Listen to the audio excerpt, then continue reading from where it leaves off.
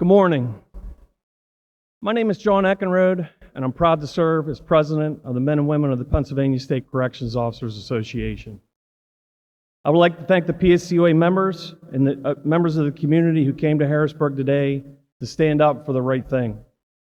We're all here today to fight for the future of SCI Rockview, SCI Quahana, and the Community Correction Centers of Progress in Warnersville. I also want to thank our friends in the legislature who are with us today. Senator Wayne Langerholk, whose district includes Quahana. Senator Chris Dush, whose district includes Rockview. Representative Dallas Kephart, whose district includes Quahana.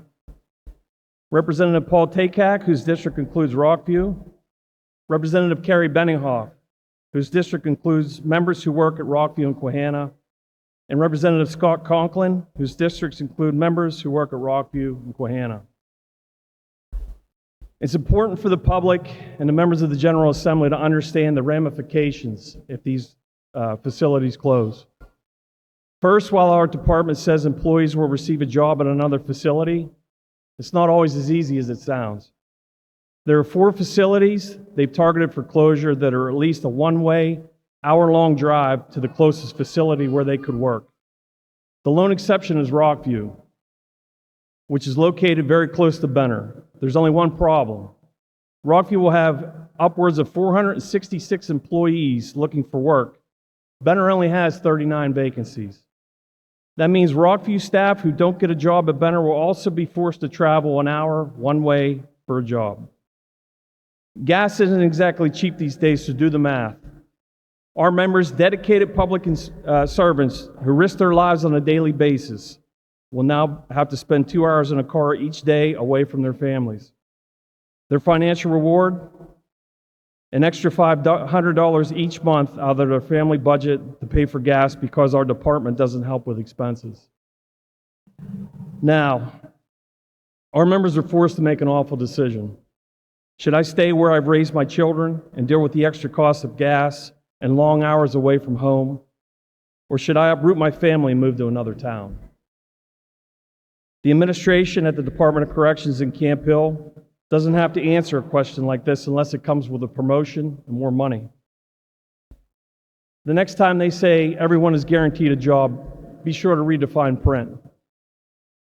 As some of you do know, closing a jail is a death sentence for their communities. In today's America, it's virtually impossible for small towns to replace a facility that employs close to 500 people.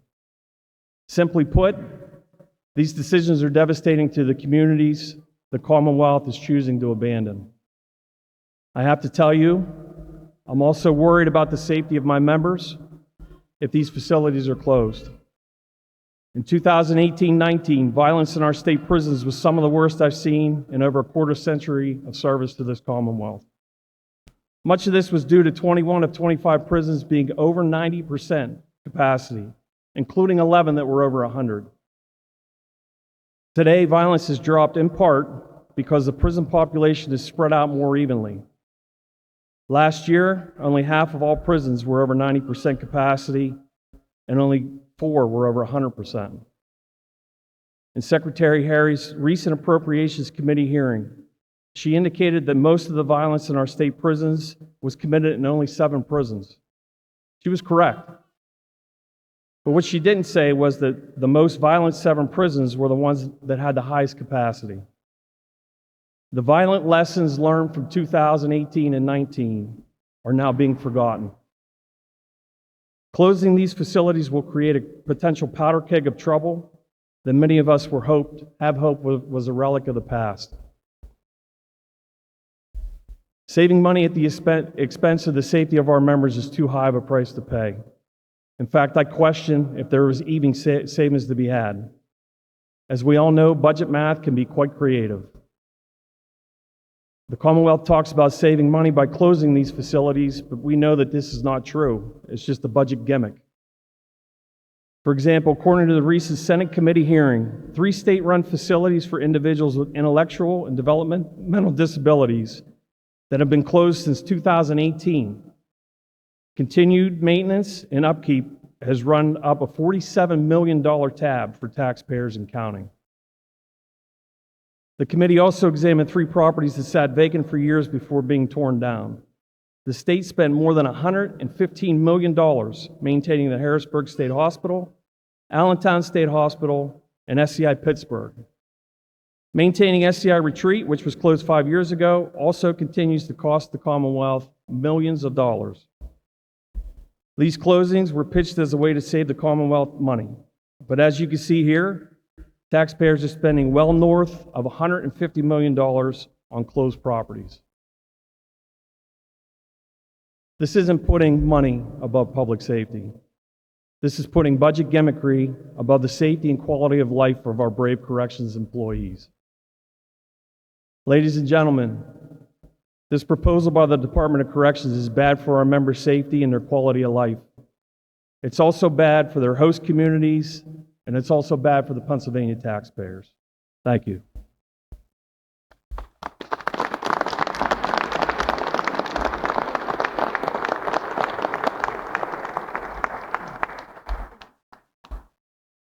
At this time, I'd like to introduce Ms. Nina Coffey, SCIU Secretary-Treasurer.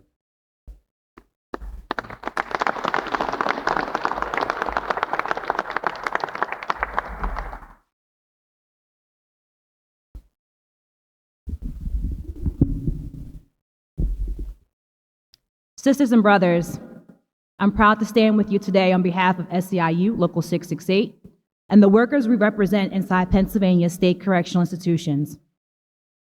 Our members inside those facilities work predominantly in treatment and rehabilitative capacities, working in fields like drug and alcohol treatment, psychological services, therapy, and in countless other ways to help the incarcerated and the public inside PAs, SCIs, and community correctional facilities. Their contributions may go unseen, but are of deep importance. From a public safety lens, our work keeps the incarcerated and the staff inside a facility safe and helps those eventually released reintegrate productively into society. Like our sisters and brothers with us today, we were shocked when the closures of SCI Rockview, Kahana, Boot Camp, Warnersville Community Correctional Center, and Progress Community Correctional Center were announced. We commend the General Assembly for the passage of Act 133 a few years ago, requiring public hearings before closure. And going forward, hope for a more deliberative process before decisions are announced that append workers and local communities.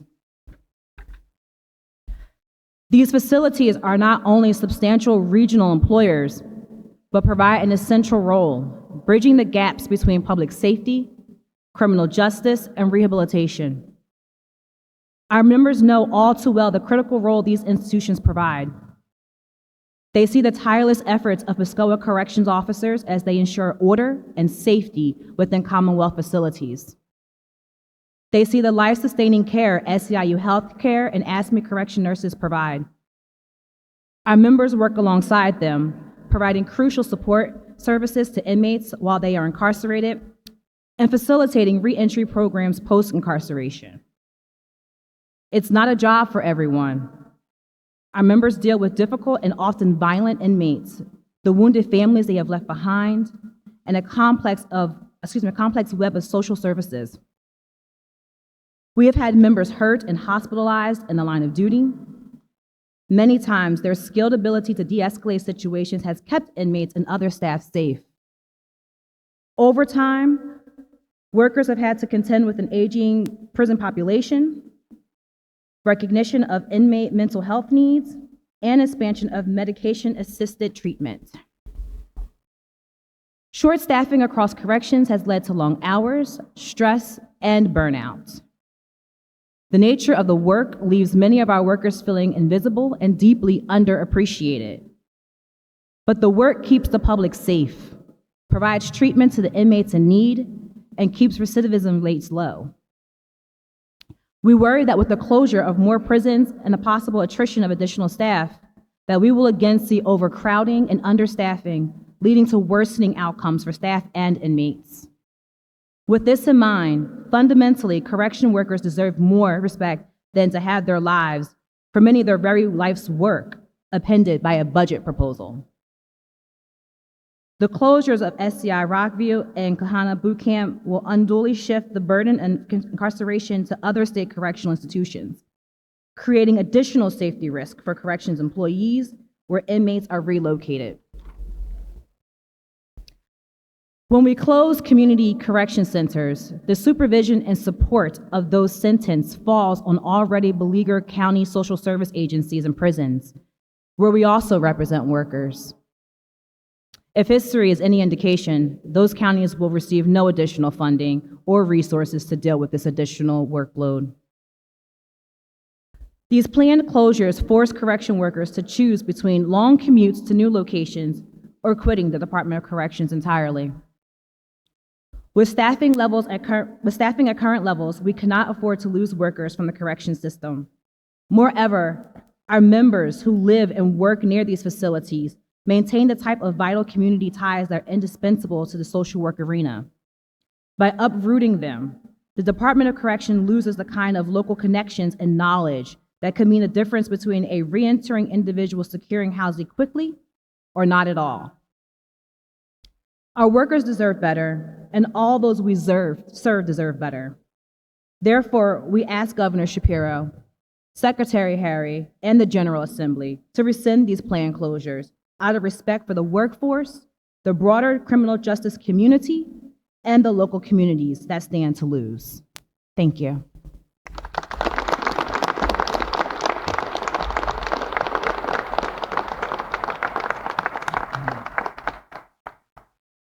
At this time, I'd like to introduce Senator Wayne Langerhall for some comments. Thank you. Good morning. Good morning, everyone. Good morning. Thank you for coming down here to voice our opposition to these plans. I'm State Senator Wayne Langerholtz. I represent the counties of Cambria, Clearfield, and a part of Center County. I stand with you in full support of these facilities. And I want to speak specifically about Queehana, which is in my district. I've toured Queehana. I've spoken to graduating classes at Queehana. As a former prosecutor, I've facilitated people into the programs at Queehana. I've spoken to inmates, former inmates, that have called my district offices to tell me and extol the virtues of this facility. Queehana works, period. It is the epitome of what the Department of Corrections strives for day in and day out. In the DOC mission statement, which reads in part, the DOC provides those committed to our care with programming, education, mental health services to reduce recidivism while respecting victim rights and ensuring every reentrant has the opportunity to successfully reintegrate back into the community. Queehana has the lowest recidivism rate in the Commonwealth. Queehana produces the most GEDs in the Commonwealth, and it's not even close. Out of all facilities statewide, they produced 30% of all GEDs across the Commonwealth. That's not all.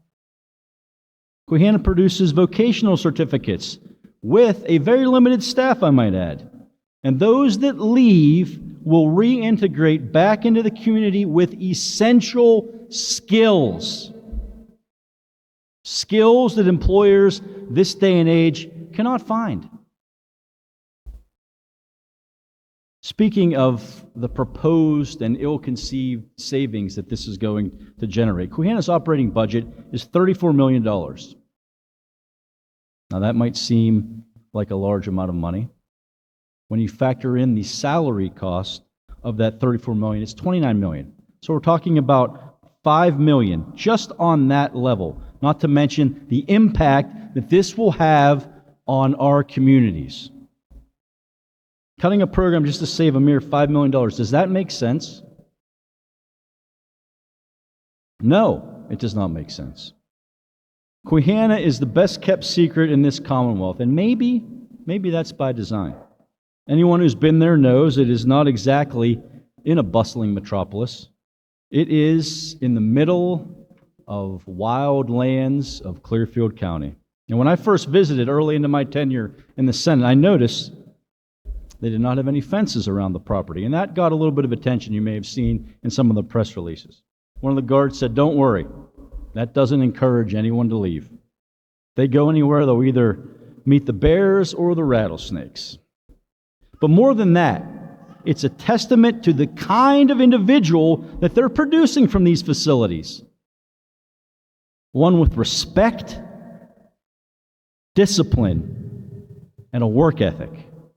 All traits that are so sadly missing in a large part of today's society. Why would we want to turn our back on that progress? Why?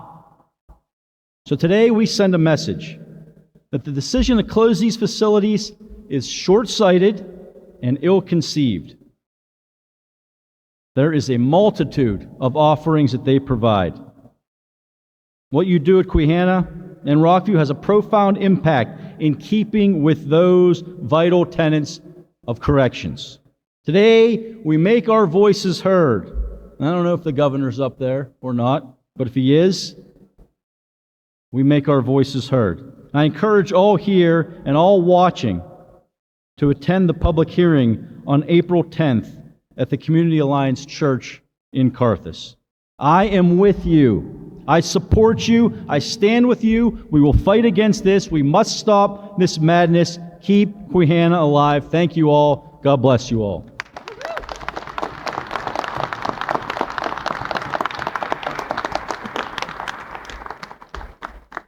Please welcome Senator Chris Dush.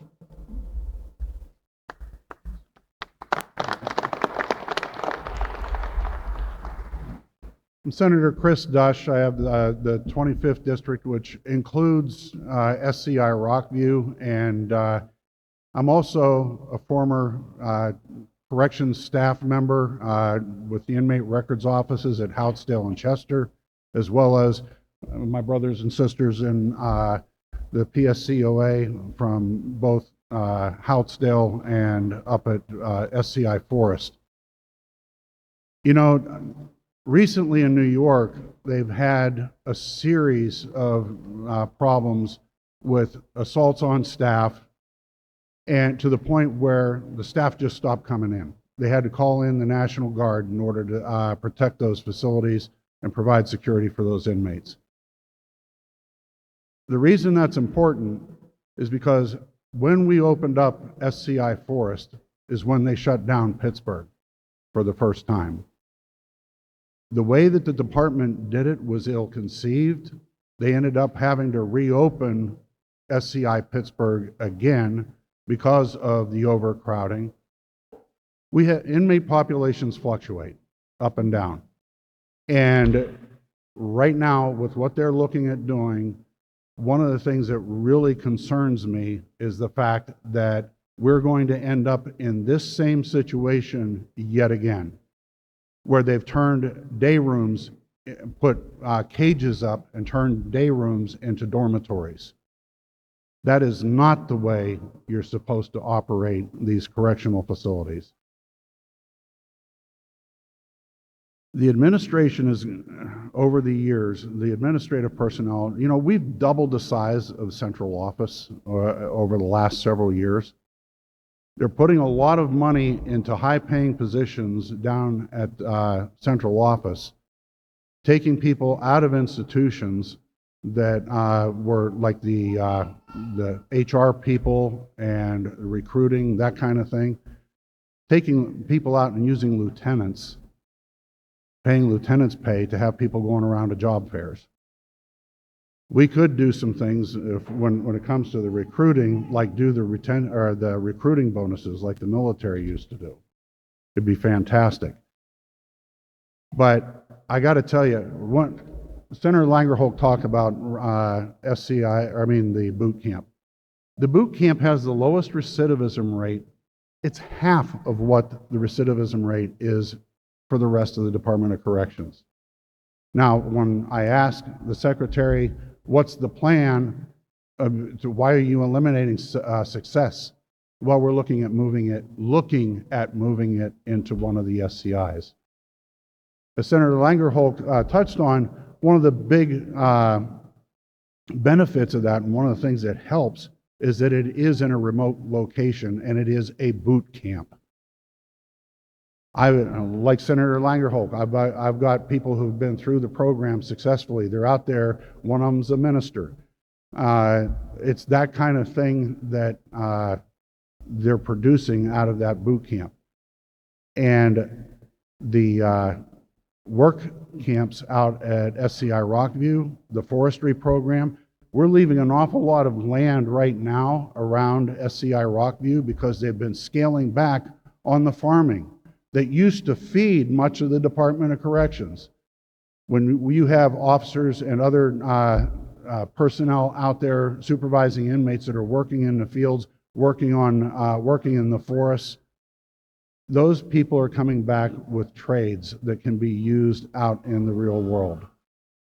There are things that need to be done to fix up Rockview, and interestingly, I've learned that the department claimed $72 million in repairs that need to be done. A lot of those contracts have already been let, and the work's already started. So you're not going to back out of those contracts without some kind of a penalty.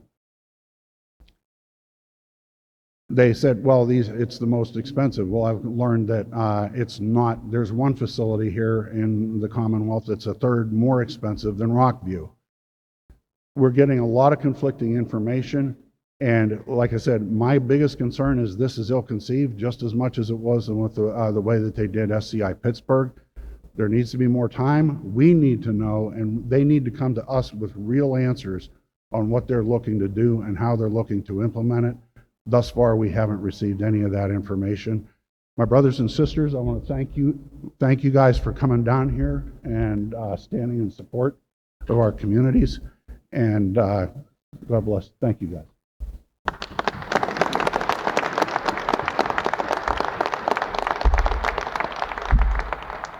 I'd like to introduce Representative Dallas Kephart.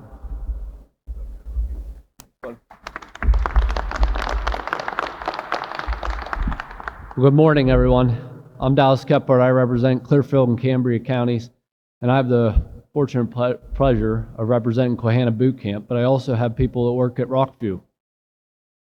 These people are not only in my district, they're my neighbors. As I live in the Phillipsburg area, I know people personally that work at both institutions, including many of the people that are here today rallying in support of keeping these places open. Let's talk about, what is the purpose of the Department of Corrections, like some of the senators before me have mentioned. One of them is rehabilitation. Why would we shut down Quahana Boot Camp, one of the most effective criminal justice centers in the state? If you're looking at saving money, which we're all okay with saving money, that's fine. That's what we should be doing, is striving use of the taxpayer dollars. Why are you going to use a place that's one of the most effective in rehabilitation so we don't have people continuing to recidivize in Pennsylvania at doing so?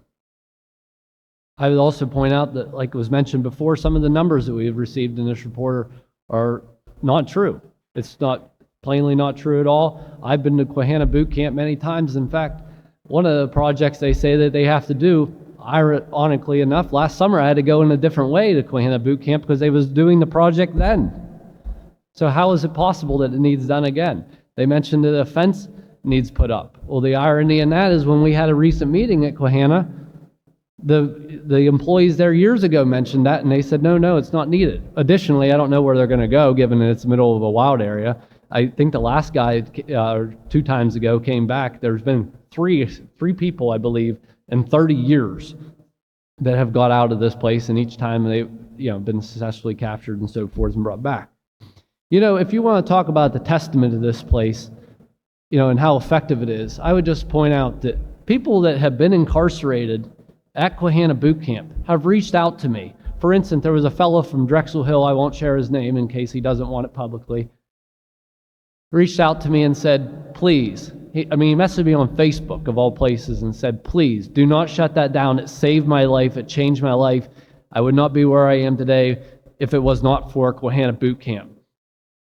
I had another woman recently from the Lancaster area reach out to me. She said her son was a good boy growing up. He made a bad decision one time. He ended up going to Quahana boot camp, and she said it really changed him around to get him back on the right path.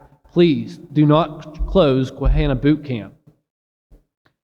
What more could you have than former inmates and their families coming forward to demand that these institutions not shut down if you want to talk about the effectiveness and the rehabilitation measures that are done at these institutions?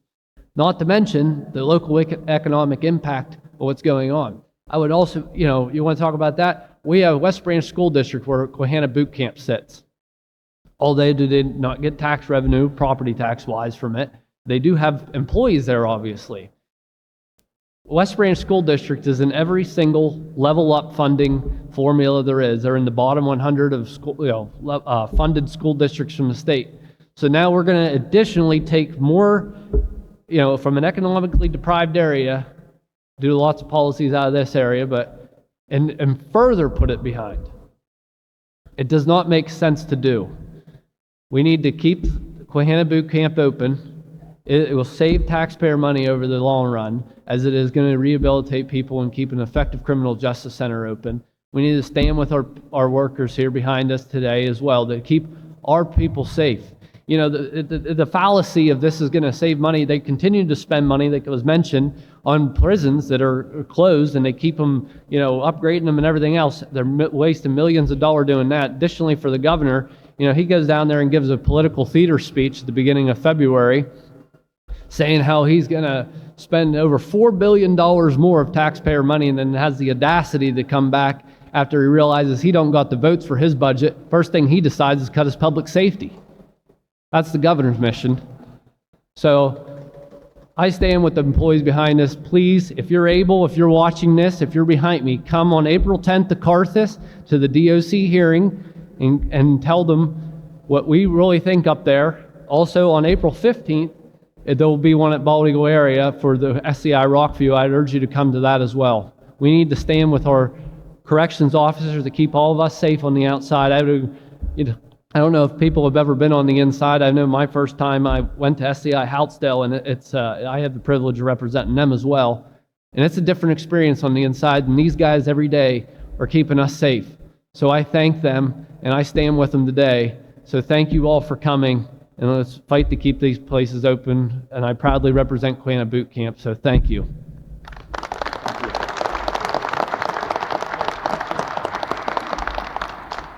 All right, please welcome Representative Paul Takak.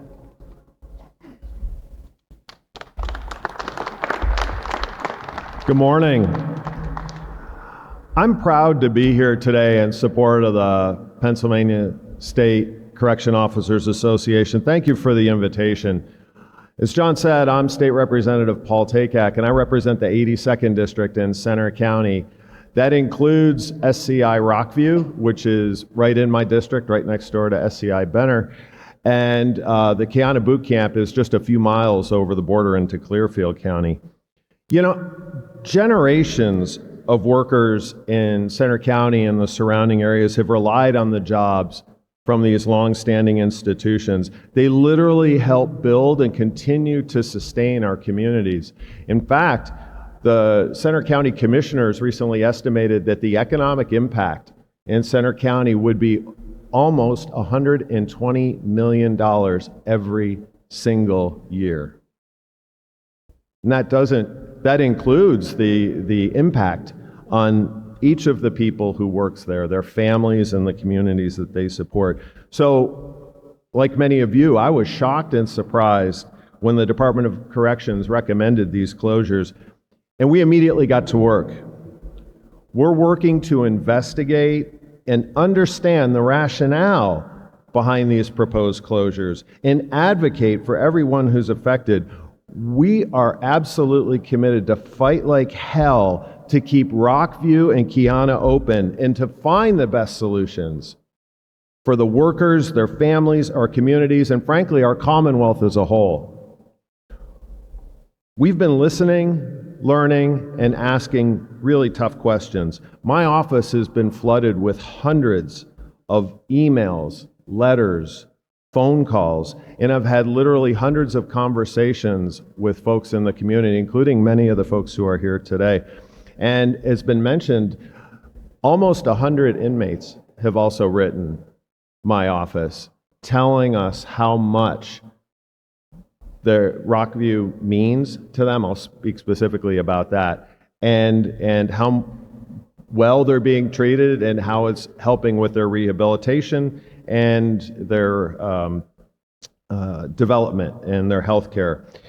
We're holding listening sessions across the district so that I can be a better advocate and so that we can ask better questions. We just completed our third one last night, and we have 2 more to go. Those are in addition to the mandated public hearings, in our case, April 15th in Center County about Rockview. What is clear that it is in addition to the very real personal impacts and difficulties any kind of closure would have on these brave folks and their loved ones, there are also many unanswered questions. First of all, as this process unfolds, we want to know, of the proposed savings on maintenance and upgrades, how much has already been completed? How much has already been bid out or is underway? And how much would have to be done in any case, whether these facilities are open or closed? It's also said that Rockview is 110 years old. That's true for one of the buildings, but there's many, many buildings on that facility. So what are the details of the repairs and upgrades that have been estimated, the $74 million? Are they concentrated in specific buildings or areas? And if so, can they be dealt with separately?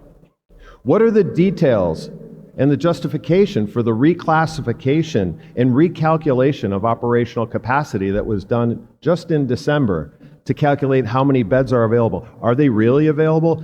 By the way, I did not know what a Z code was until very recently, so I want you to know that we're listening and learning. Are those beds really available? How much of these facilities will need to remain open in any case? There's shared infrastructure, water, sewer, and other things within not only the nearby prisons, but also nearby businesses. How much of those will have to remain open? And what will happen with the specialized units and programs? We've already mentioned the boot camp and its educational and rehabilitation programs, but what about the correctional industries? The woodworking factory that's on Rockview's campus? What about the forestry camp? The specialized healthcare facilities? There's a neurocognitive unit at SCI Rockview that deals with folks who have dementia and Alzheimer's. What's going to happen to those folks? What's going to happen to those who are in drug treatment and behavioral treatment? You know, one other thing that's been really clear in talking with folks, the folks who work there, the nursing staff, the correctional officers, everybody who cooks the food, who cleans the floors, they care about this facility. They take great pride in working together. They take great pride in the impact that they have on each other and on the facilities that they run. And one last thing I neglected to mention, what would be the ongoing costs of maintaining these buildings, whether they remain open or closed with inmates? So these are all critical questions that must be asked. And frankly, we deserve full and transparent answers to those. So please know that as this process unfolds, we stand with you and for you to get those answers that you deserve, to make the best decisions possible, and most importantly, to assure that you and your loved ones get all the support you've earned and the best possible outcome. So once again, I'm proud to stand with you today and know that many of my colleagues here in Harrisburg have and will continue to fight like hell for you and for your families and for all of your union brothers and sisters. Thank you very much.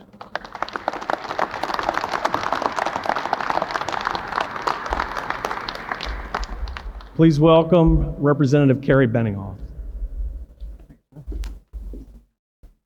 Good morning, everyone. As time goes on, the speeches get shorter, which is good.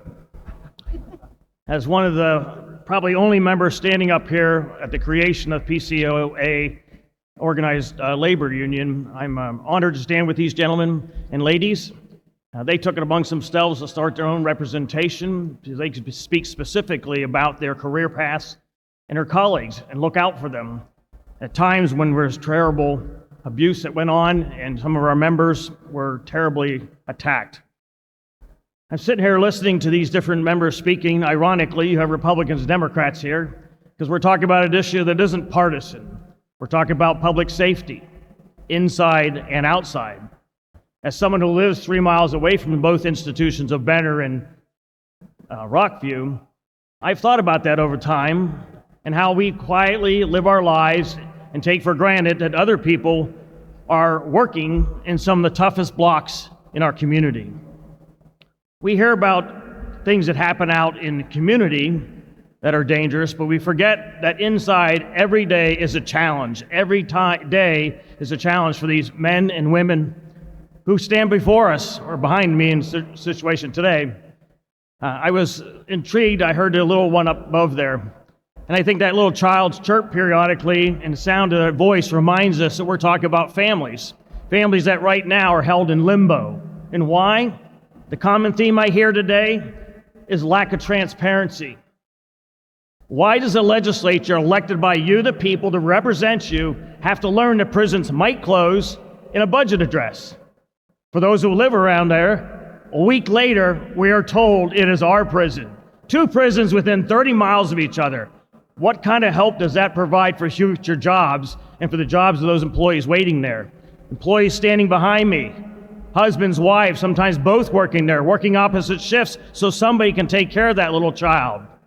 Families that wanted to put an addition on, have an extra child, or do something else with their property now having to put that all on hold. Why? Because we have an administration that can't come forward and say, hey, this is something we're thinking about. No, we're going to do the Act 113 stakeholders meeting after the fact. That's wrong. That's poor public policy. And it's not fair to the taxpayers that pay both the administration and us. And more importantly, what's the point of representative government, if we're not able to do that? This is not rocket science. And frankly, the gentleman that spoke before me and the young lady were pretty articulate in some of the particulars. We only talked about a few closed facilities. We've got at least 4 closed prisons, 4 intellectual disability centers, several state hospitals. We're spending hundreds of millions of dollars a year for what? Empty space and to mow grass. That's penny wise and pound foolish. Extremely penny wise and pound foolish. It's ridiculous. Meanwhile, as a legislature, these guys are expected, and ladies, in the next couple months to vote for a $3.6 billion increase. Billion, folks. That's on top of $2.5 billion last year. Guess what? It doesn't stop there. It compounds year after year. But yet, we're going to close facilities, take away people's jobs, and possibly jeopardize security for $10 million a year. I may not be a rocket scientist, but that doesn't add up. Last but not least, the people of Pennsylvania deserve to know what's going on. I don't want the Act 113 hearings to be an exercise in futility, and that's what it feels like is going to happen. We went through the motions, we did the hearings, but we're going to close it anyhow. At the end of the day, every one of these people standing here shouldn't have to be worrying about whether they're going to have a job or not. Yes, I know there's been promises they're going to get a job, but it may not be in the same department, may not be in the same place. Just put a number on it. We're looking at 658 people, 2,108 inmates. At the end of the day, I think we can do better. And that's why my colleagues, some of them which drove over 100 miles to be here, and I think would probably drive 500 miles, because they want to stand with you and want to speak up. Lastly, I do want to thank John Eckenroth and I have been friends for a long time. We may not always agree on everything, but we do realize and agree on having good public policy. I think you represent your members well, and we will continue to stand for you and try to get the right answers that you, the public, deserve, because you're going to pay the bill at the end of the day. This is ridiculous.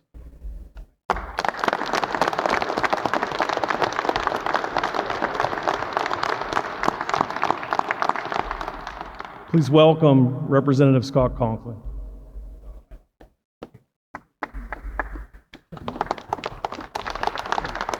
Well, John tells me I'm last before he finishes up. I asked him for his jacket. He wouldn't give it to me. I asked the guys up here, the guy with the size 64 said I could use his, but I didn't want to look any worse than I already do. You know, as a legislator, why do we come to something like this?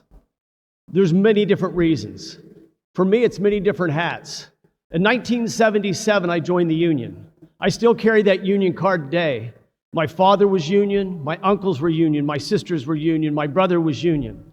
And when your brother calls you on the phone, John, you don't walk away from your brothers and sisters. With that said, that's the only excuse I need to keep these jobs open, because my brothers and sisters are going to be harmed. But it goes much deeper than that. You see, these hallowed halls, we have a habit of making these wonderful laws. We say how long they have to stay in prison. And then we make the other laws, and we have to say, well, but you have to treat inmates a certain way. Then we open up great facilities such as Quahana. My family's from Carthus. My mother worked at Piper when it was there. My nephews and other family worked there at that boot camp. They see the changes in people's lives, because we often say many times, when people go to Quahana, it's a privilege. Not because they're violent many times, but because they did something that shouldn't have been done. So we work with them, we get them back. We bring them back, and they don't come back again. Rockview, my nephews are correctional officers. You see, in my life, I've had the opportunity to go to Colorado for the National Institute of Corrections. I chaired the prison board. My name is a beautiful plaque on top of a facility that we took years to design and years to build. And people were against us when they did it, because they said, why are you building a facility for a criminal to come in? Make it smaller. Put them bit together. But you know what? These folks have been educated. They understand why. You see, these men and women standing behind me, when COVID hit and we were locked in our houses, where were they? They were getting in their cars and going to work to keep us safe, to keep people where they had to be, because they committed a crime and they had to be punished for it. When the storms hit and the ice storms hit, we're staying home wishing PennDOT would hurry up and plow our roads. Well, they've already jumped in their vehicles and they've already made it through there to make sure that their shift was done. Or they've made the shift there and they can't leave because they can't go and there's nobody to cover. Do we really believe in those people that keep us safe? Or do we believe that there's some accountant somewhere that dropped the beans on the floor and he didn't know which pile to put them back into? It's time that we do what we're supposed to do. We don't stand up for a certain few. We don't stand up for Republican, Democrat, independent, voter, non-voter. We stand up for the people, because each individual that stood up here today and spoke is here today because their family, their friends, their community depends on this. But you know what most depends on this? Is you, the public. These are the folks that are there when you aren't.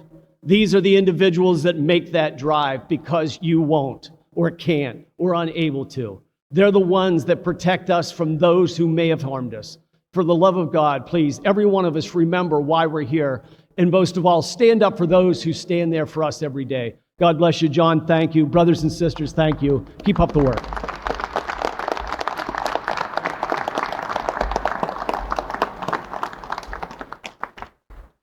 There are very few rewards with being a corrections employee.